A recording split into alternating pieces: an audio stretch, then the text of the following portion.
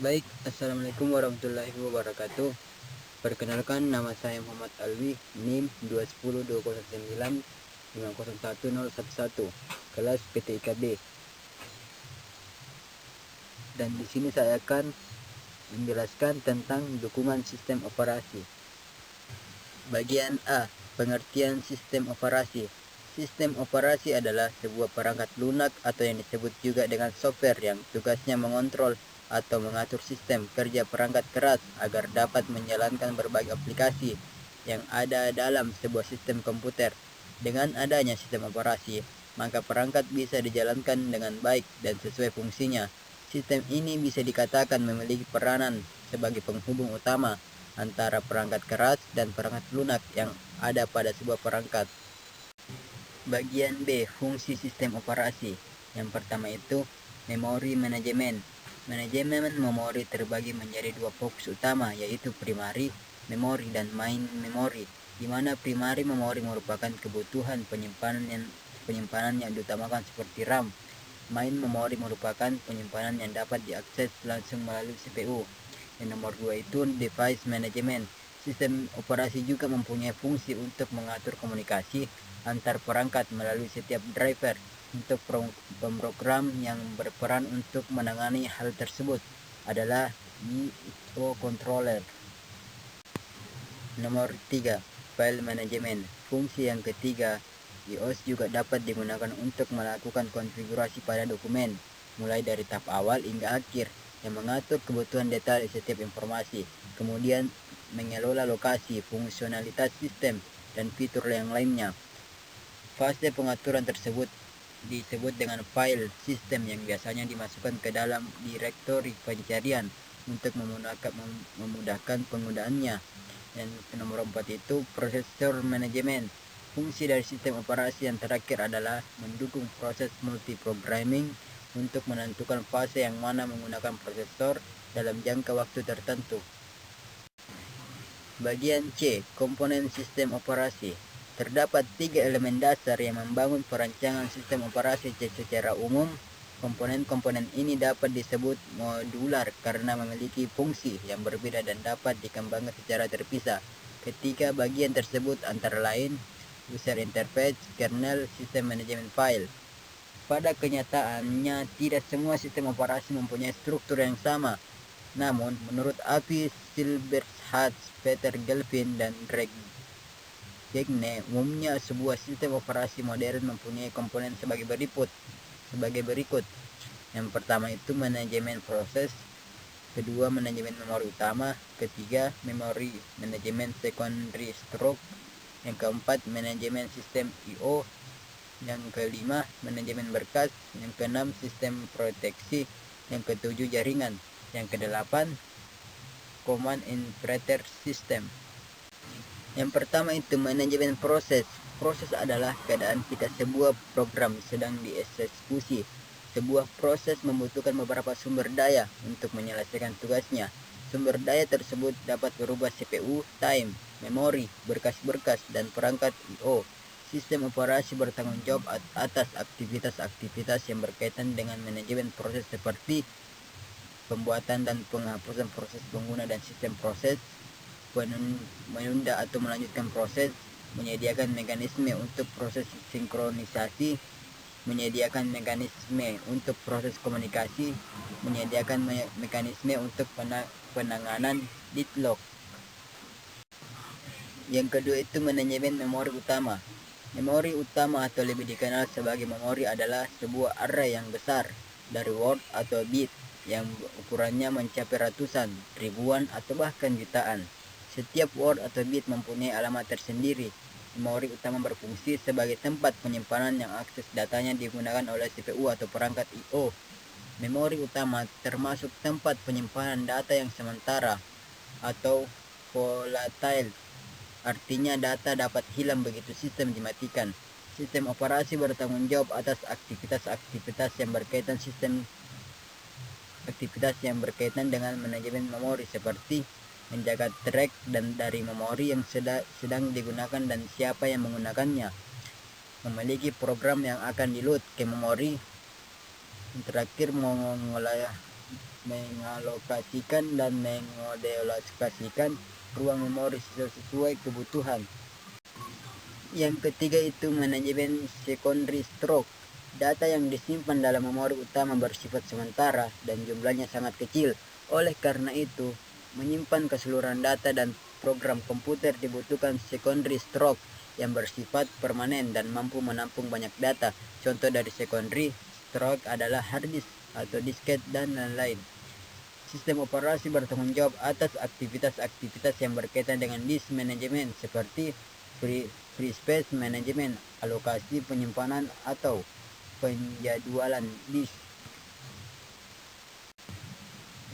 Yang keempat itu manajemen sistem I/O, sering disebut device manager, menyediakan device driver yang umum sehingga operasi I/O dapat seragam atau membuka, membaca, menulis, menutup. Contoh penggunaan operasi yang sama untuk membaca berkas pada hard disk, CD-ROM, dan floppy disk. Komponen sistem operasi untuk sistem I/O. Pertama itu buffer, menampung sementara data dari perangkat I/O. Kedua itu spooling, melakukan penjadwalan pemakaian I/O setiap supaya lebih efisien atau antrian. Yang ketiga itu menyediakan driver untuk dapat melakukan operasi rinci untuk perangkat keras I/O tertentu. Dan yang kelima itu manajemen berkas. Berkas adalah kumpulan informasi berhubungan sesuai dengan tujuan pembuat berkas tersebut. Berkas dapat mempunyai struktur yang bersifat hierarkis atau direktori volume dan lain-lain. Sistem operasi bertanggung jawab. Yang pertama itu pembuatan dan penghapusan berkas, pembuatan dan penghapusan direktori. Ketiga, mendukung manipulasi berkas dan direktori. Keempat, memetakan berkas ke secondary stroke. Yang terakhir, membackup berkas ke media penyimpanan yang permanen atau non-volatile. Dan yang keenam, sistem proteksi. Proteksi mengacu pada mekanisme untuk mengontrol akses yang dilakukan oleh program, prosesor, atau pengguna ke sistem sumber daya. Mekanisme proteksi harus membedakan antara penggunaan yang sudah diberi izin dan yang belum. Yang ketujuh itu jaringan. Sistem terdistribusi adalah sekumpulan prosesor yang tidak berbagi memori atau clock. Tiap prosesor mempunyai memori sendiri. Prosesor-prosesor tersebut terhubung melalui jaringan komunikasi. Sistem terdistribusi menyediakan akses pengguna ke bermacam sumber daya. Yang kedelapan itu command interpreter system. Sistem operasi menunggu instruksi dari pengguna atau command driven. Program yang membaca instruksi dan mengartikan control statements umumnya disebut control card interpreter, command line interpreter, dan Unix shell.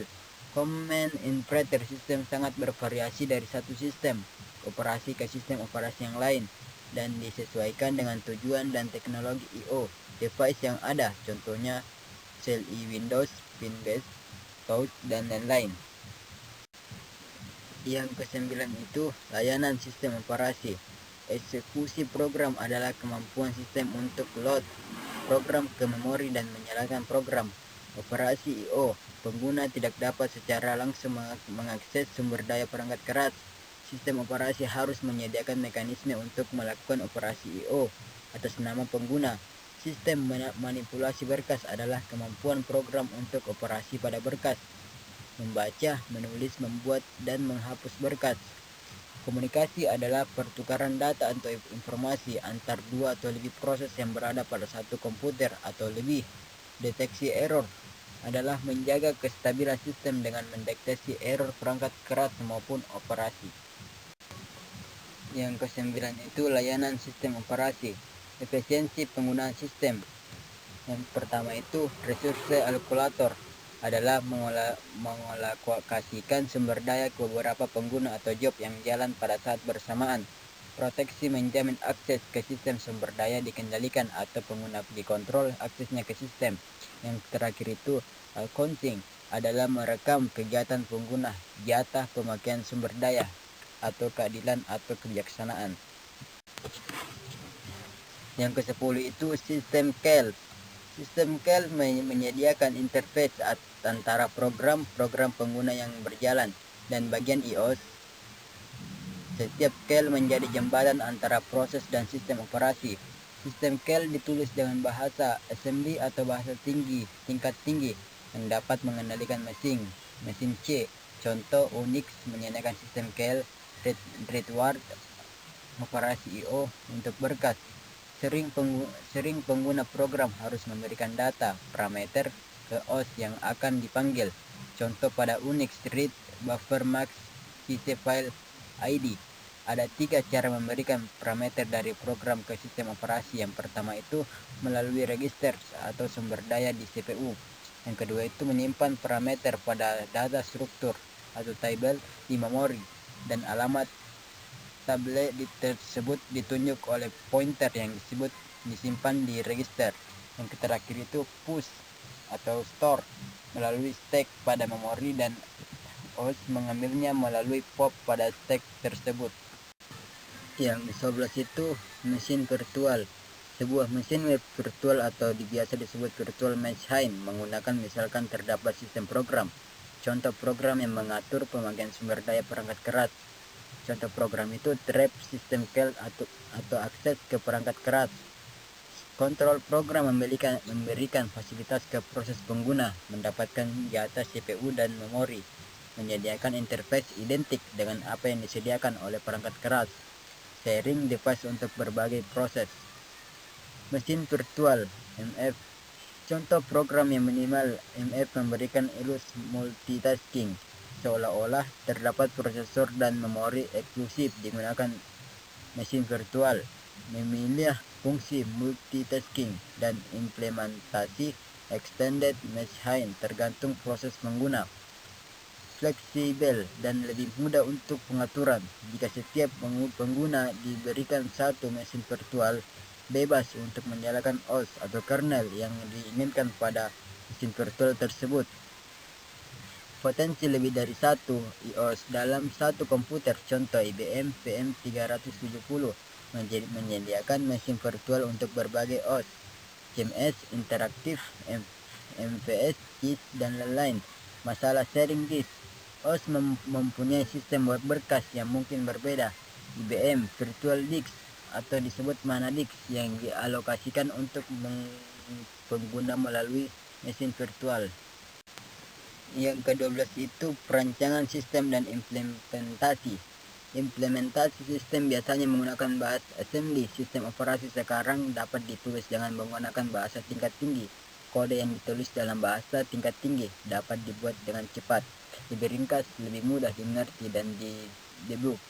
Sistem operasi lebih mudah dipindahkan ke perangkat keras yang lain bila ditulis dengan bahasa tingkat tinggi. Yang ke-13 itu yang terakhir juga sistem generation atau disebut sysgen. Sistem operasi dirancang untuk dapat dijalankan di berbagai jenis mesin. Sistemnya harus dikonfigurasi untuk tiap komputer. Program sysgen atau sistem generation mendapatkan informasi mengenai konfigurasi khusus dari sistem perangkat keras. Dan yang terakhir, kesimpulan dari saya, sebuah sistem operasi OS adalah sekumpulan software yang mengatur sumber daya di hardware komputer dan memberikan layanan bagi program komputer. Sistem operasi adalah komponen penting dari sistem perangkat lunak dalam sebuah komputer. Program aplikasinya biasa membutuhkan sistem operasi untuk bisa berfungsi. Sistem operasi time sharing menjadwal tugas agar dapat secara efisien menggunakan sistem. Hal ini termasuk menghitung alokasi biaya dari waktu prosesor, hard disk, printing, dan berbagai sumber daya lainnya. Thanks, sekian dan terima kasih. Mungkin sampai di sinilah persentase yang saya berikan, kurang dan lebihnya mohon dimaafkan. Saya tutup dengan Assalamualaikum warahmatullahi wabarakatuh.